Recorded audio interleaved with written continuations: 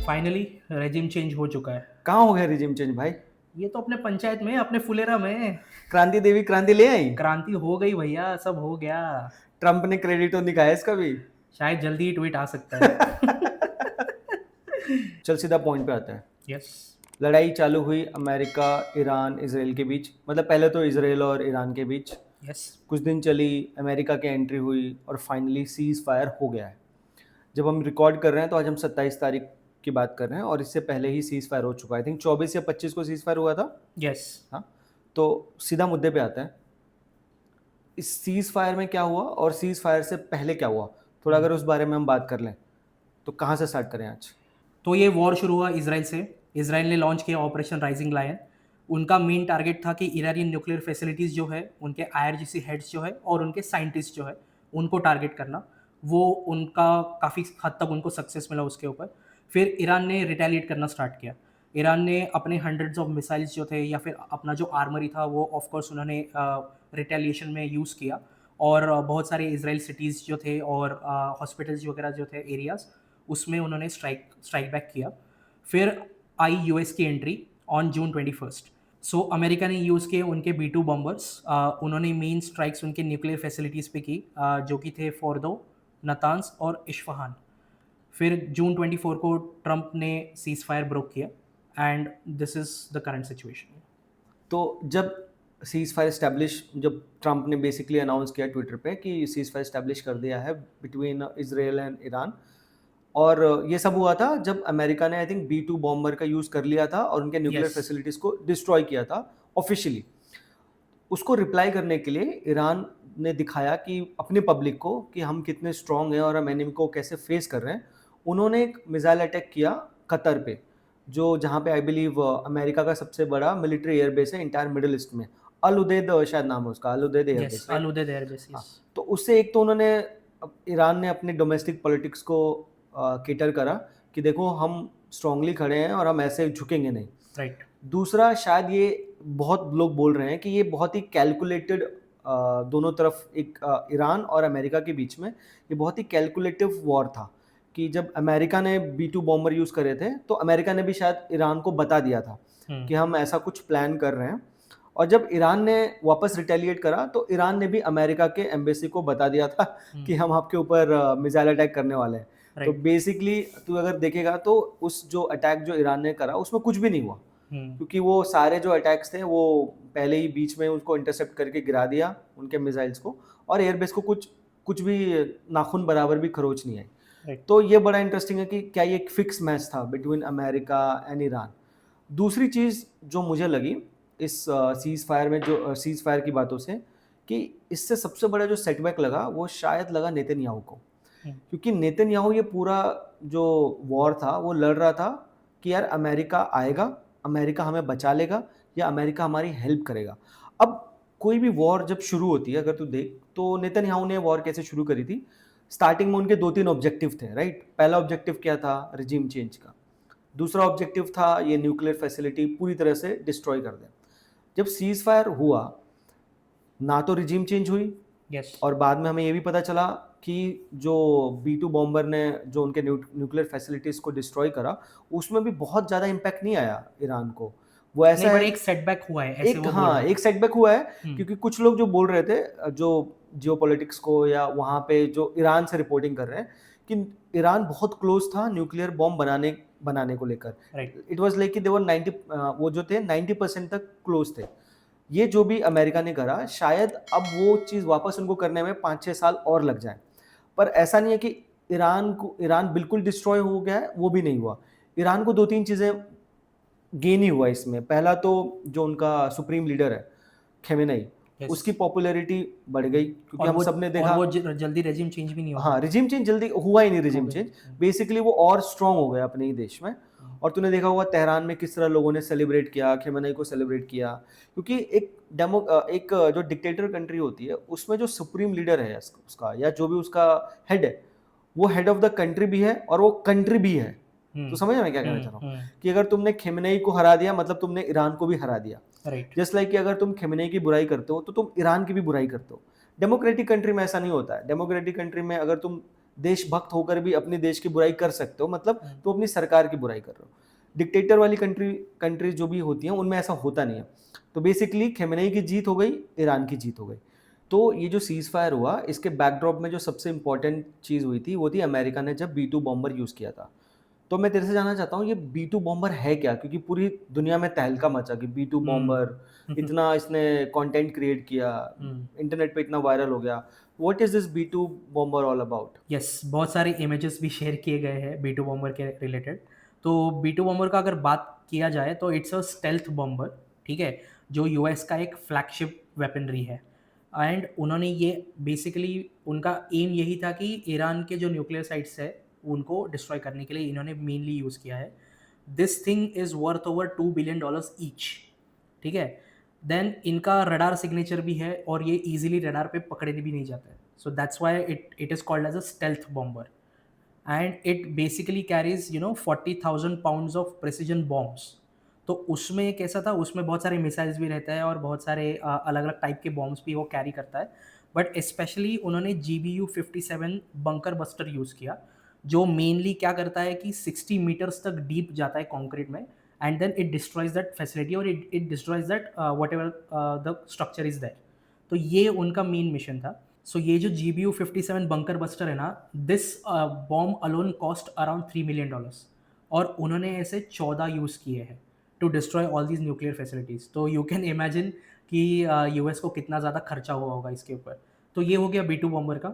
अब चलते हैं सीज फायर के टर्म्स के ऊपर, मतलब कौन से टर्म्स पे एक्चुअल सीज फायर हुआ है।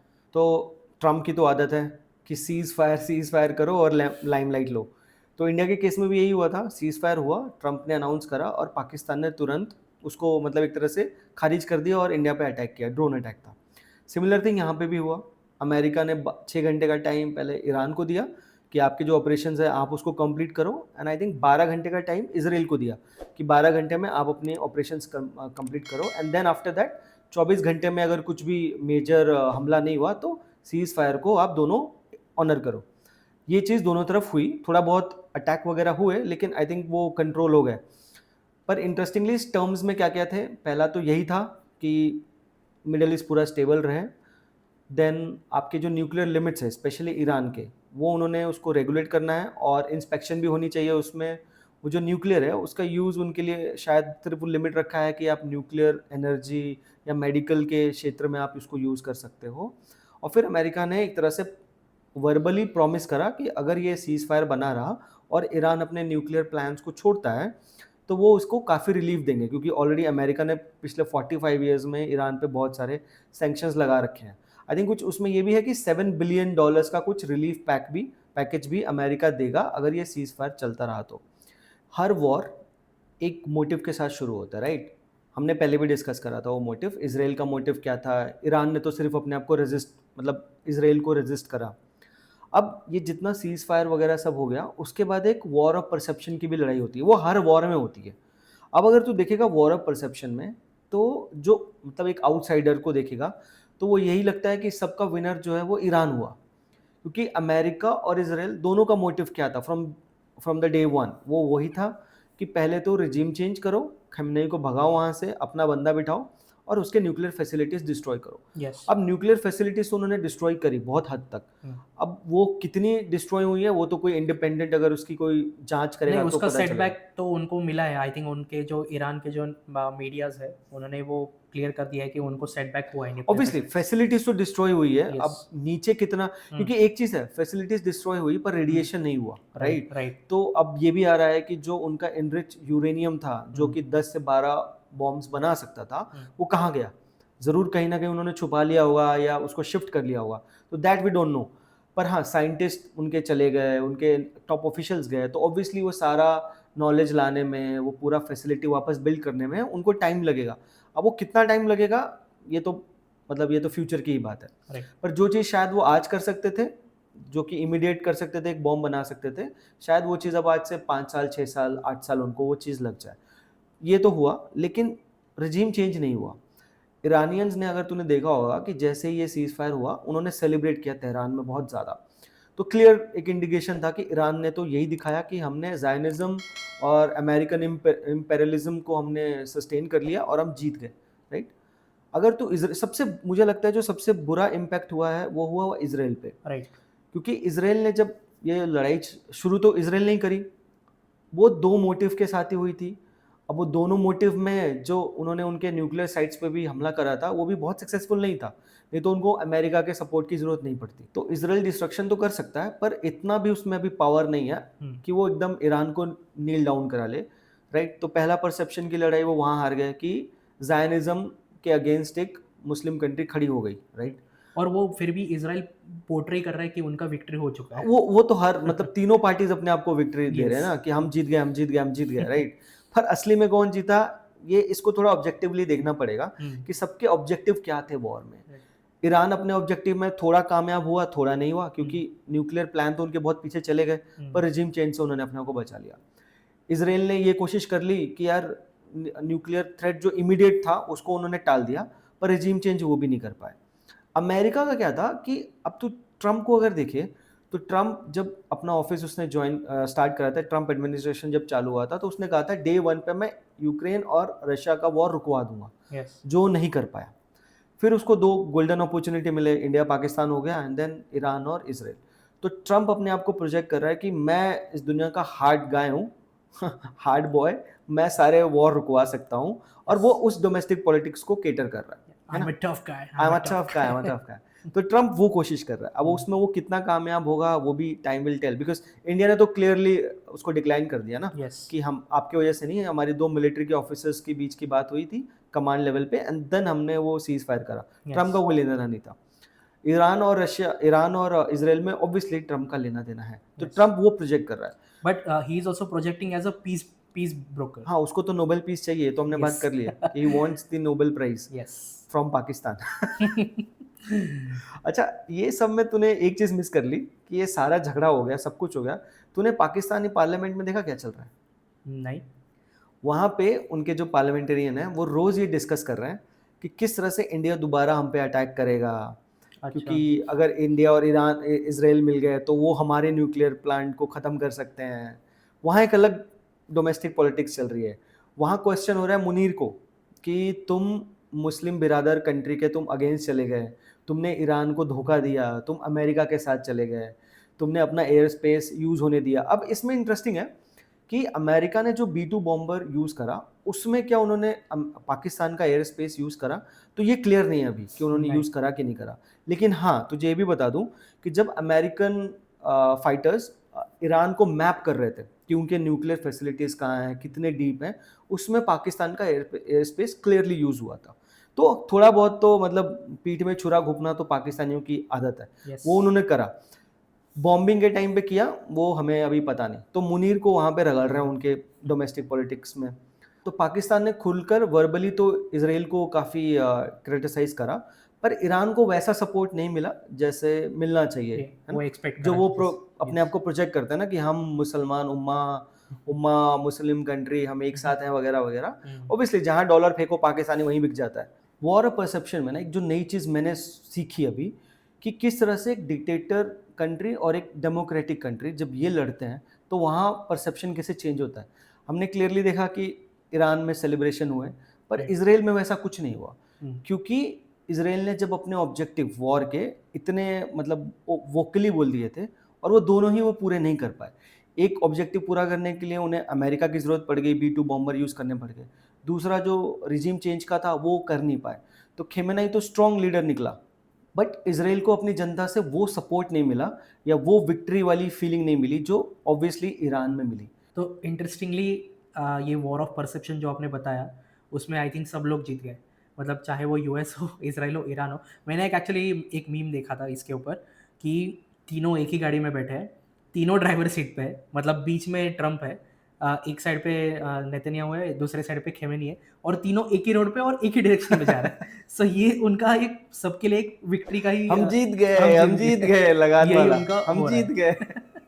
तो इन माय व्यू मुझे ऐसा लग रहा है कि ये अभी भी फ्रैजाइल है, मतलब ये अभी भी फ्रैजाइल स्टेट में है। पता नहीं, वी नेवर नो कि ये कब चालू हो सकता है वापस, but I think for the time being ये अभी तक तो ये पॉज स्टेट में है, अभी तक तो ये पॉज है, बट आपको क्या लगता है? मेरे व्यू में तो यार अब यहाँ से बिल्कुल रोल शुरू होगा, वो है डिप्लोमेसी का। हम्म, नेतन्याहू, खेमेनेई और ट्रम्प, इनके बीच का पर्सनल इक्वेशन ही अब डिसाइड करेगा कि वाकई में ये वॉर वापस होगा या नहीं होगा। ट्रम्प का पर्सनल रिलेशन काम आएगा विद खेमेनेई, क्या उसको वो रिलीफ देंगे, सैंक्शंस को हटाएंगे। ट्रम्प का रिलेशन विद नेतन्याहू ये काम आएगा कि वो नेतन्याहू को कब तक कंट्रोल करेंगे, बिकॉज नेतन्याहू के मतलब परसेप्शन उसका चेंज होता रहता है। राइट, वो हर चीज़ को एग्जिस्टेंशियल क्राइसिस ही देखता है। राइट, तो क्या ये फिर से वैसा होगा? तो डिप्लोमेसी का रोल अब यहाँ से शुरू होगा कि तीनों कंट्रीज टेबल पे आएँ, एक एग्रीमेंट करें या जो भी चैनल्स हैं उसके थ्रू बात करें और आगे रहें, बेसिकली जिएं और जीने दें। तो यार वॉर वॉर वॉर, बहुत वॉर देख लिया। यस, बहुत हो गया। वॉर छोड़ो ना यार, तेरे को मालूम है पिक्चर भी है वॉर छोड़ो ना यार, हाँ क्या? बहुत अच्छी पिक्चर आई है, डोंट मतलब नो। मेरे को तो बहुत अच्छी लगी थी। पता नहीं चली कितनी, पर मैंने देखी है वॉर छोड़ो ना यार। वो सैफ अली खान की बहन है इसमें हीरोइन। अच्छा, सोहा अली खान। हाँ, और वो जोशी अपना 3 इडियट्स वाला, हम्म, वो है इस मूवी, तो बहुत अच्छी मूवी है। चल काम करते हैं, आज मीम रिव्यू करता है। चलेगा। हाँ? ये वॉर पे ही करे क्या? वॉर पे ये ही कर। वॉर पे ही मीम लेते हैं। ट्रम्प के मीम दिखा यार, मीम मीम देखते हैं आज। ये पहला देखते हैं अपन। So when you promise to end 2 wars, but now there are 3. ये भाई इसका शक्ल तो देखने लायक है। यार वो वाला भी दिखा, पंचायत वाला दिखा ना, पंचायत वाला, वो पंचायत वाला पंचायत वाला रिव्यू, पंचायत वाला एक आया था शायद। सॉरी कहाँ? मीम। ये आया है नया tweet. We have successfully change regime in Phulera ending with the anarchy of Pradhan ji. Congratulations to Banrakas in victory making Phulera great again. ये देखो ये। यार ये वाला भी बार बार कैसा आ जाता है यार, ये हर सिचुएशन के साथ चालू होता है। इसकी वजह से मुझे ये ना वो राजपाल याद आता है। मैं करूंगा काम, मैं करूंगा काम। यार ये वाला भी हर सिचुएशन में चला जाता है। Entire world to Donald Trump. इनको आता ही नहीं, इनसे होता नहीं। अरे गुत्ती भाभी यार। तो आज के लिए इतने मीम काफ़ी हो गए। बहुत। So thank you for watching this video. I hope you like our conversation. आपके जो भी विचार है इजराइल ईरान वॉर के बारे में, प्लीज़ कमेंट करके बताना। And don't forget to subscribe guys, it's the important thing. और इसका हमने टारगेट भी रखा है ना guys, Yes. Please 100 comments and इसको प्लीज 100 सब्सक्राइबर जल्दी कर दो, and we may do something different. And thank you again for watching us.